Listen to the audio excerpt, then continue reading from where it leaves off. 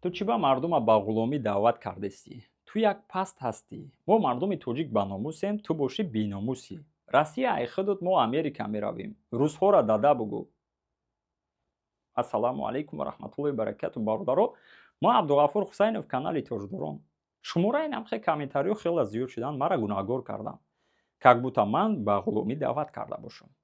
Как будто ман гуфта бошам шумо ҷиноят кунед, дар ҳолате ки фақат бо нияти пок ман видео кардам, бо нияти нек ки хатогиҳоро ислоҳ кунем, хомӯширо риоя кунем, ҷиноят накунем, обрӯи миллати тоҷик, обрӯи мусулмонҳоро бардорем. Ман миннатдорам ба бародаро ва паву хоҳаро, падару модарое ки комментариҳои хуб карданд. 90% мардум фақат дастгирӣ карданд ва 10% дигар бошад ҳамун бемаданиятишонро нишон доданд. Дар ҳаққи вайёра мо дуо мекунем ки Аллоҳ барои рост ҳидоятшон кунад, хатогиҳошонро фаҳманд. Каждый дуюм слово да бародаро Америка, Америка, Америка. Мо Америка мерем, мо дар Россия дар кор нестаем, мо безор шудаем, иҷо азоби сагай, дигару дигар. Хорошо? Камакак босабр бошем. Ман ҳозир дар давоми видео мефаҳмонам барои Америка рафтан чӣ хел мо равем кор кунем ва дигару дигар. Чӣ хел фоидаи калон биёрем ба мардум. Нагзаронида тамошо кунед. То, что шумода интересует, мумкин дар аввал, дар мубайн ё дар охири видео биёяд. Конечно, уже основной чизе аз даст метиҳем. Авози боша пауза чихдав, обуна шудана аз хотиртон набароем. бародарое ки комментария мекунед, ҳақорат мекунем. Падару модари мара, падару модарои мисол русҳоро ё ки Россия ё ки дигар суханҳо мезанем. Бародари тоҷик бародари мусулмон астад.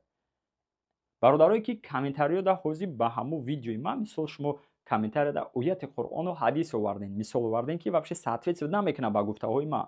Чунки ман дар видео шуморо нагуфтам ки шумо ҷиноят кунед. Ман нагуфтам шумо ғулом шавед. Ман ягон майда барои пастӣ, барои бадӣ шумо сухан накарда будам. Фақат гуфтам муомилатонро хуб кунед. А комментарияда нависем ки аз рӯи ислом мо дӯст шуда наметавонему, дигару дигар чизе ки соответствовать намекунад, чизе ки дар кор нест. биёед ман дигар хел мисол меорам, ин хел более понятный ва дурусттар мешавад. боварӣ дорам. Ман он қадар дониши калон надорам дар ислом, но то, что ҳастай мерасонам. Агар ҳар яктаи мову шумода савол диҳанд, пайғамбармон Муҳаммад саллаллоҳу алайҳи ва саллама дӯст медорем? Мову шумо чӣ ҷавоб метиҳем? Конечно, дӯст медорем. Албатта дӯст медорем. Дуруст? Дуруст. Пас чӣ ба пайравиша намекунем? Чӣ ба пайравии пайғамбармон Муҳаммад саллаллоҳу алайҳи ва саллама намекунем? Чӣ ба? Чӣ қадар меҳрубон буданд? Чӣ қадар дӯст медоштанд? Чӣ қадар бахшоянда буданд? Чӣ қадар босабр буданд? сухан кунед ку комментарияда нависем бародарое ки мара падару модарама ҳақорат мекунед, бародарое ки падару модари дигароро ҳақорат мекунед, бародарое ки якдигарро фуреб мекунед, бародарое ки ҷиноят мекунед, бародарое ки хестен манда мисол оварден аз ояти Қуръону аз ҳадисое ки соответствует накард ба гуфтаҳои ман, фақат ман хубиро мехостам. чӣ корҳо мекарданд пайғамбармон Муҳаммад саллаллоҳу алайҳи ва саллам? Як-ду ҳадисро мисол биёрем, ба ёд биёрен, хондагин, нахондагин, гӯш кардагин ё не. чӣ қадар муомила, рафтори хуб доштанд ки дигаро да дарс шаванд. Аммо бошем имрӯз чӣ кор мекунем? дуздӣ мекунем, ғарӣ мекунем, таҷовуз мекунем, фуреб мекунем, пул мегирем, ҳақорат мекунем, одамкушӣ мекунем, истифода мебарем бародароро ва дигару дигар. ва боз забонмон дароз сухан мекунем. ҳозир агар ки монда савол тиҳанд, номи 4 нафар, якта репер, як сароянда, якта блогер, мисол ягон ҳофиза буга, қариб ки мумкин 60-70% мардум ҷавоб диҳад, даже 80%, даже может 100%, чунки мо все равно як кас не як каса мешиносем. ё ки агар савол тиҳам бигам номи 4 сподвижника бугӯ, метавонем гуфта ё не? ман фикр намекунам ҳамамон ҷавоб дода метавонем. ман хидмат таъриф накардаистам, шояд ман натавонам, шояд 2-3 таша бугум, тамом.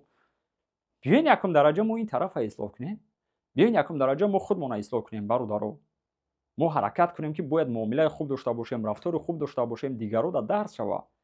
ман дар видеои гузашта ягон майда, ягонтаи шуморо чест ва достоинствои шуморо задиват карданӣ набудам ва кардагиам нестам. ин фақат честу достоинствои ҳамаи одаморо задиват кардагиам ки бемаданият аз ислом дуранд, бародарое ки аз имон дуранд, бародарое ки мехоҳем Америка равем, бародарое ки мегӯянд Россия дар кор нестаем, мо узру зиёд мегӯянд задагием, ҳақорат мекунем, комментариҳои безеб мекунем, даже таги видеои урусода дигар чизода. бародарое ки мегӯянд намеёен ҳаминҷа, наёен илтимос. лекин мо бояд аз тарафи дигар хел фикр кунем. Дигар хел. Яъне чӣ хел? Шумо намебиёед, дигар бародаро меоянд. اینجا میلیون توجیک ها صاحب کسب و کار هستند، صاحب درس هستند، صاحب بیزنس هستند، صاحب زندگی هستند، فرزنداشون میخونن، فرزنداشون صدیقدن، در همینجا تولد شده، کلان شدگیان. چرا فکر وایو را نمیکنین؟ شما که نمیبیوین مایل نیوین، نو سخنی بد در کار نیست، کامنتاری در کار نیست، من حقارت کنین بگین یا که من راون یگون کسا پدر بگم. نه، وقتی من حرمت و احترام میکنم معنا نداره که من اون کسا پدر میگم. نه برادرو، شما در زندگی کامنتاری درست کردن نمیتونین. یا خیلتون مو امریکا میرویم، مو زدگی بسنی امینوت امریکا میروین. شما چی فکر میکنین که تمام امریکا داشتین؟ مسکو اومدن دا ای 10 تا همسایت قرض میکنی، ای همسیفت قرض میکنی، ای خش تابر قرض میکنی، ای همسینفو و دیگر قرض میکنی که بلیط بگیری با روسیه بیای کار کنی. وقتی که چی قدر آسان زبان روسی را از خود نمیکنی، تو فکر کردی 15-20 هزار دلار تو را از خود میکنی امریکا میروی. بایدن کاتی ترامپ تو دا یگون سکلات تایور کرده بیای برادرای توجیک کار کنه.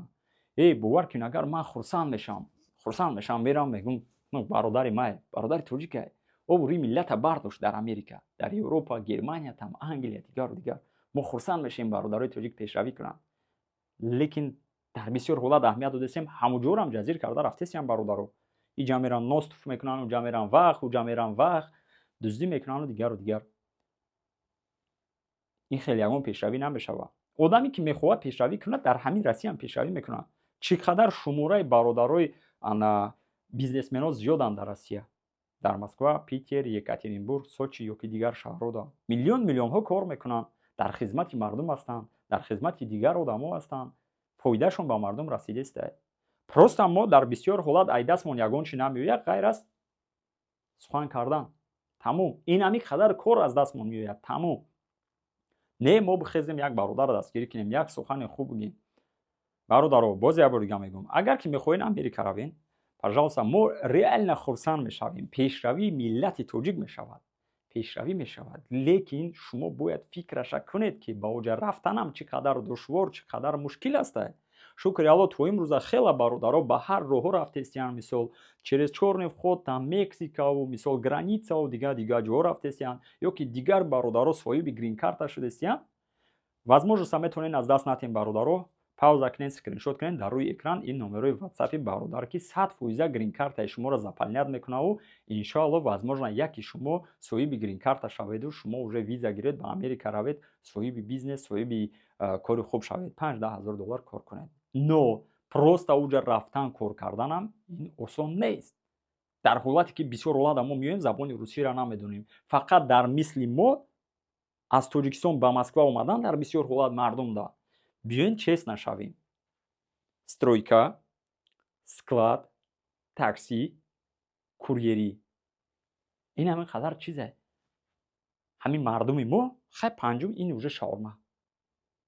شما اون تاجیکستان دا اوجه نیومده التماس یک فکر و عقیدتون خوب کنین، یک بیزنس، یک دیویژن یا یک فکر کنین، میترسن مردم. من ان شاء الله در آینده حرکت میکنم ویدیو یک مراجعت به پدر و مادران، به شخصانی که میخوان مسکو بیاین، به شخصانی که میخوان فرزنداشون، جیاناشون، دوداراشون یا رفیق برادراشون به مسکو روان کنن، یک ویدیو خوب میکنم ان شاء الله که برادرها حتما پروپوسکات نکنین، خیلی فایده کلان میاره. لیکن در امروزه مسئله التماس باز یک بار دیگه میگم، من بخشش میپرسم اگر که یگون که شما را مثال یگون سخنی بد رسیده باشد در شما، موجود چیز دستون انسان نو فکر میکنم نیست. در ویدیو گذاشته خیسته من حقارت میکنین، خونگی مرا، پدر و مادر من چی در کاره؟ در اسلام گفتگی نیست تو برادر حقارت که. در اسلام گفتگی وقتی تو مادر مرا حقارت میکنی، مادر خود حقارت کردی.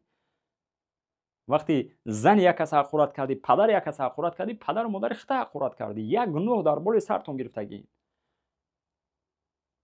شیطان چی گفتگی؟ تا روز قیامت بنده های الله میگه از راه میزنم. این هم خیلی ما و شما را در بسیار حالات شیطان از راه میزنه. شما شیطان را گوش میکنین، حقارت میکنین، ایموشن نشون میدین، پرووکاسیون میکنین دیگر. من نمیگم من حقارت کردگی نیستم، منم بسیار حقارت کردگیم، بسیار انا سبب ها شدگی، مثل نروی دیگر. لیکن حرکت کنین، حقارت دیگر سخنای بد انا بو یگان ذکر ایواز کنین. استغفر الله، سبحان الله، الحمدلله، الله اکبر. آموخته شده میرم این برادران. اگر یگان کمبودی باشد نویسید، ان شاء الله ما در آینده اصلاح میکنیم. برادرو از پیش حتما ما حرکت کرده یک ویدیو مراجعت به خلق توجیک، به برادرو و پاو خواروی که میخوان یا به روسیه روان یا به امریکا روان فرقیت ندارد. чӣ хел кунем ки мо спокойно аз аэропорту гузарем, чӣ хел кунем ки биёем соҳиби кор, соҳиби пул шавему, соҳиби дониш шавем, соҳиби забони русӣ, забони англисӣ ва дигару дигар. Пропускат накунед. Бо хитар панои Аллоҳ бошед. Аллоҳ нигаҳбонтон. Ассалому алайкум ва раҳматуллоҳи ва баракатуҳ.